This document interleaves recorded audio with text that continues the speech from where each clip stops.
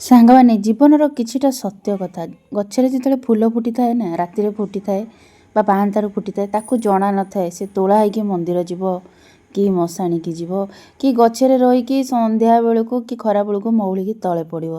ତେଣୁକରି ଆମ ଜୀବନଟା ବି ସେମିତି ସାଙ୍ଗମାନେ। ତେଣୁକରି କେତେବେଳେ କ'ଣ ହେବ ଆମେ ଜାଣିନେ। ତେଣୁକରି ତଥାପି ବି ମଣିଷ ତା'ର ଗର୍ବ ଅହଙ୍କାର ହାନ୍ତିକ କିଛି ଛାଡ଼ୁନି। ତ ଆଜି ଥିଲା ସଣ୍ଡେ ସକାଳୁ ଉଠିକି ଟିକେ ବାଡ଼ିଆଡ଼କୁ ଆଗ ପଳେଇ ଆସିଥିଲି। ତ ଆସିକି ଦେଖିଲି ଗଛରେ କିଛିଟା ଲଙ୍କା ପାଚି ଯାଇଛି। ଆଉ ଆପଣମାନେ ତ ଜାଣିଛନ୍ତି ମୋତେ ପାଚିଲା ଲଙ୍କା ଖାଇବା ବହୁତ ପସନ୍ଦ। ଆଉ ବହୁତ କାହିଁକି କେଜାଣି ମୋତେ ଗୋଟେ ପାଚିଲା ଲଙ୍କା ପ୍ରତି ଅଲଗା ପ୍ରେମ। ତ ସାଙ୍ଗେ ସାଙ୍ଗେ ଗଛରୁ ତାକୁ ତୋଳି ଆଣିଥିଲି। ତାପରେ ଯେହେତୁ ଗେଲୁର ଦେହ ଭଲ ନାହିଁ ଆପଣମାନେ ଜାଣିଛନ୍ତି, ତା'ର ଫୁଡ୍ ପାଇପ୍ରେ ଇନଫେକ୍ସନ୍ ହେଇଛି। ସକାଳୁ ସକାଳୁ ତା'ର ମାମୁଁ ମାଇଁ ଖବର ପାଇକି ଆଉ ଡେରି ନକରି ସାଙ୍ଗେ ସାଙ୍ଗେ ଦେଖିବାକୁ ପଳାଇ ଆସିଛନ୍ତି। ସାଙ୍ଗରେ ମୋର ଗୋଲୁ ମୋଲୁକୁ ବି ଆଣିଛନ୍ତି। ଆଉ ଗୋଲୁ ମୋଲୁ ମୋର ପ୍ରଥମ ଥର ପାଇଁ ଆସିଛି ତା'ର ପିଇସି ଘରକୁ। ଏଇଠି ଦେଖନ୍ତୁ। ତ କିନ୍ତୁ ମୋ ଗୋଲୁ ମୋଲୁର ଜାଣିଛ ନା ତା'ର ସବୁବେଳେ ପେଟ କାଟୁଛି। କାହିଁକି କାଟୁଛି ଜଣା ନାହିଁ, ସବୁବେଳେ ପେଟ କାଟୁଛି। କ'ଣ ତା'ର ପ୍ରୋବ୍ଲେମ୍ ଜଣା ନାହିଁ। ଆଉ ଡକ୍ଟରଙ୍କୁ ବି ଦେଖା ହେଇଥିଲା। ଛୋଟ ଛୁଆଟା ସବୁବେଳେ ପେଟ କାଟୁଛି। ତାପରେ ଏଠି ଆଜି ରୋଷେଇବାସ ହେଇଥିଲା। ଆଉ ଆଜି ଗେଲୁର ଗୋଟେ ଜିଦି ଥିଲା ଚିକେନ୍ ହେବା ପାଇଁ। ମୁଁ କହିଲି ନାଇଁ ବାପା ତୁମ ଦେହ ଖରାପ ଅଛି, ଫୁଡ୍ ପାଇପ୍ରେ ଇନଫେକ୍ସନ୍ ହେଇଛି, ଡକ୍ଟର ମନା କରିଛନ୍ତି।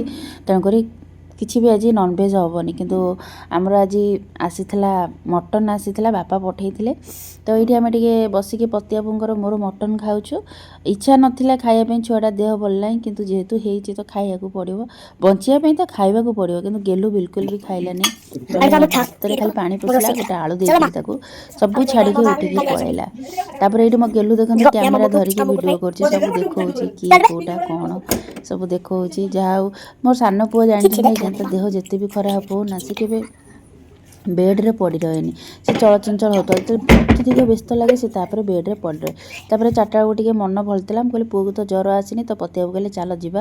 ଆମର ଆପଣମାନେ ଜାଣିଛନ୍ତି ମାଇକ୍ରୋ ଓଭନ୍ଟା ଆସିବାର ଅଛି। କାହିଁକିନା ମୁଁ ବହୁତ ହଇରାଣ ବି ହେଇଯାଉଛି। ମାଇକ୍ରୋ ଓଭନ୍ଟା ନିହାତି ଦରକାର, କାରଣ ଭାତ ଟିକେ ବଳିଗଲେ ବହୁତ ଅସୁବିଧା ହେଉଛି। ତାପରେ ଆମେ ଏଇଠି ମାଇକ୍ରୋ ଓଭନ୍ ଆଣିବା ପାଇଁ ଯାଇଥିଲୁ। ଏଇଠି ଟିକେ ଆମେ ଗାଡ଼ି ଥୋଇଥିଲୁ, ଏତେ ମଶା ଥିଲେ, ଏତେ ମଶା। ଆଉ ଦେଖନ୍ତୁ କେମିତି କଳା ଧୂଆଁ ବାହାରୁଛି, ପୁରା ଏୟାର ପଲ୍ୟୁସନ୍।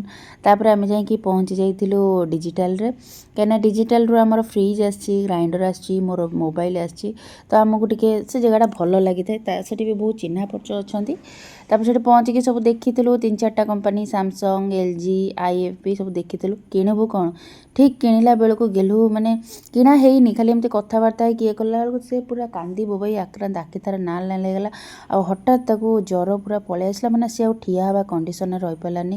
ତାପରେ ମୋ ମନ ବି ଦୁଃଖ ହେଇଗଲା। ମୁଁ କହିଲି ମୁଁ ସକାଳୁ ଭାବିଥିଲି କି ମୋ ପୁଅ ଦେହ ବୋଧେ ଭଲ ହେଇଗଲା, ଦେଖିଲା ବେଳକୁ ସନ୍ଧ୍ୟାକୁ ମୋ ପୁଅ ଦେହ ଖରାପ। ମନ ଦୁଃଖରେ ତାକୁ ଧରିକି ଶୀଘ୍ର ଘରକୁ ପଳେଇ ଆସିଥିଲି ସାଙ୍ଗମାନେ।